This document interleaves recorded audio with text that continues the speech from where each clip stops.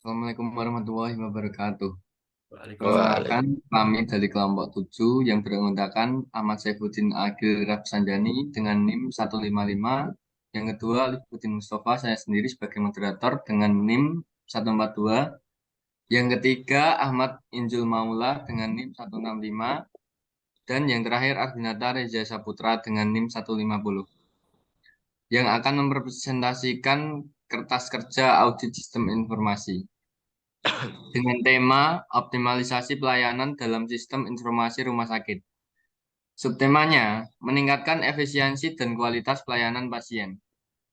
Untuk tujuan kertas kerja sendiri, mengevaluasi dan meningkatkan efisiensi serta kualitas pelayanan dalam sistem informasi rumah sakit melalui audit sistem informasi. Untuk fungsi kertas kerja tersebut, yang pertama, memberikan panduan kerangka kerja untuk melakukan audit sistem informasi. Untuk yang kedua, menilai efektivitas, keamanan, dan kehandalan sistem informasi di dalam rumah sakit. Yang ketiga, memberikan rekomendasi perbaikan dan optimalisasi. Objek audit sistem informasi yang berupa rumah sakit, termasuk proses pendaftaran pasien, manajemen data medis, proses perawatan, dan sistem pelaporannya. Untuk bagian dan struktur organisasi yang akan diaudit yaitu divisi teknologi informasi, di bagian pendaftaran, bagian pelayanan medis, dan bagian pelaporan dan evaluasi. Untuk metode penelitiannya, yang pertama, kita harus melakukan pengamatan langsung terhadap sistem informasi yang ada.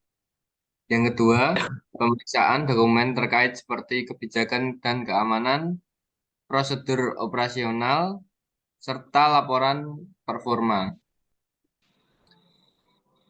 Untuk yang A, penyedia catatan yang meliputi ada 4 aspek. Yang pertama, prosedur audit yang dilakukan itu dilakukan dengan cara mendefinisikan ruang lingkup audit, merancang program audit, pelaksanaan audit, dan pelaporan hasil. Untuk yang kedua, pengujian yang dilakukan, uji keamanan data, uji fungsionalitas sistem, dan uji efisiensi operasionalnya. Untuk yang ketiga, informasi yang diperoleh dari audit tersebut. Yang pertama, yaitu data operasional rumah sakit, dokumentasi sistem, dan temuan audit. Yang terakhir, kesimpulan yang dicapai dari audit rumah sakit. Evaluasi efektivitas sistem, identifikasi kelemahan, dan rekomendasi perbaikan. Dan untuk selanjutnya akan dijelaskan oleh rekan saya. Baik, saya akan melanjutkan penjelasan dari teman saya tadi. Yang B yaitu kelengkapan kertas kerja yang meliputi satu, gambaran judul dengan audit sistem informasi rumah sakit untuk optimalisasi pelayanan. Yang kedua adalah identifikasi sumber. Jika jelas sumber data, laporan internal, dan kebijakan rumah sakit. Yang ketiga adalah tanggal persiapan auditor awal, yaitu pada tanggal 3 Desember 2023. Yang keempat adalah nomor indeks kertas kerja, yaitu 2023-003. Yang C, rencana pelaksanaan audit dengan rencana audit yang mencakup satu, identifikasi risiko dan tujuan audit. Yang kedua, pemilihan metode audit. Ketiga, penjadwalan aktivitas audit. Yang keempat, persiapan sumber daya dan dokumen yang dibutuhkan. Serta yang kelima adalah pelaksanaan audit dan dokumentasi temuan. Selanjutnya akan dilanjutkan oleh teman saya,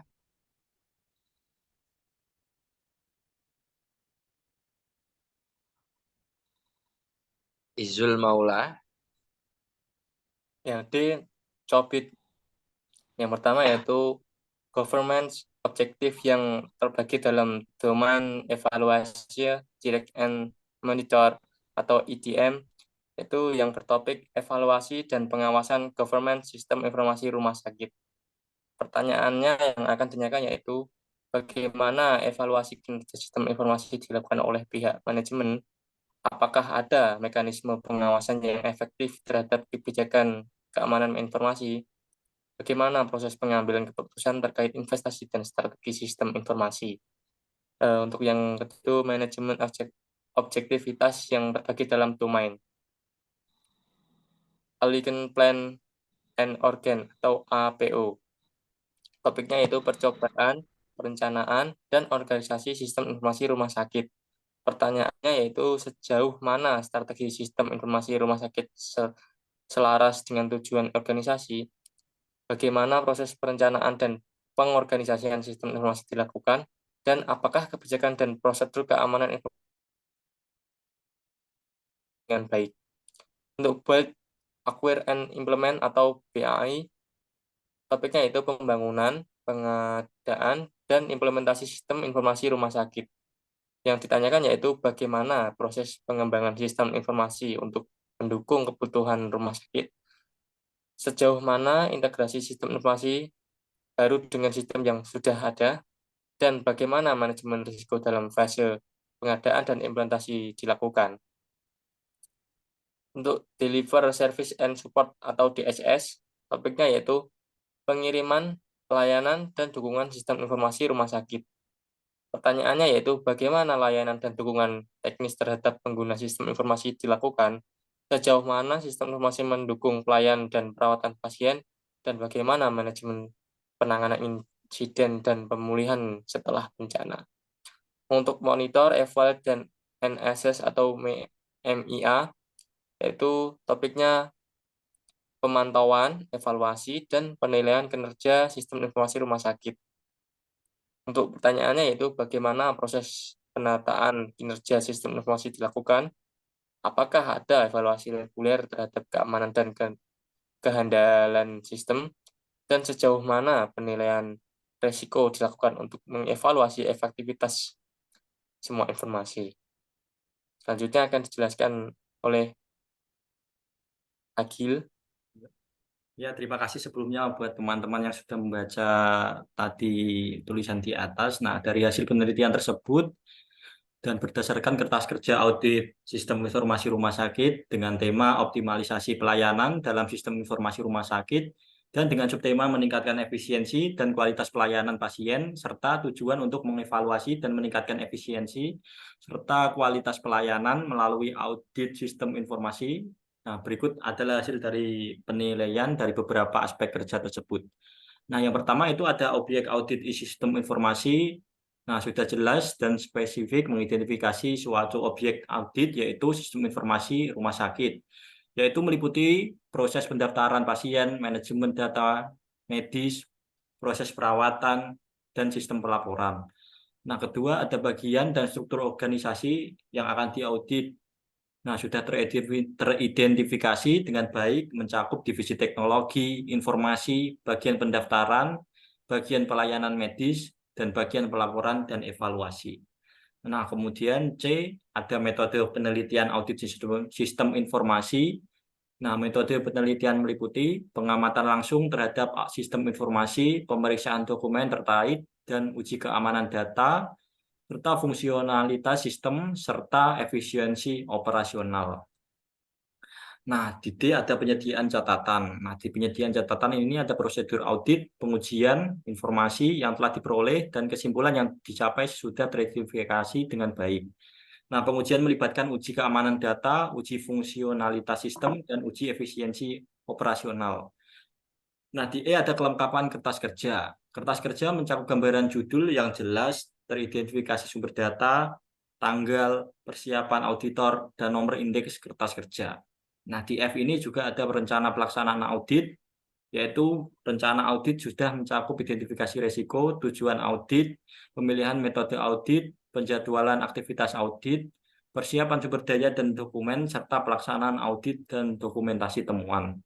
Nah, di G ini ada COBIT atau COBIT, menyediakan COBIT mencakup governance, objectivities, dan dalam domain EDM, dan manajemen objectivities dalam domain APO, BAI, DSS, serta MEA. Nah, pertanyaan-pertanyaan yang diajukan sesuai dengan tujuan masing-masing domain.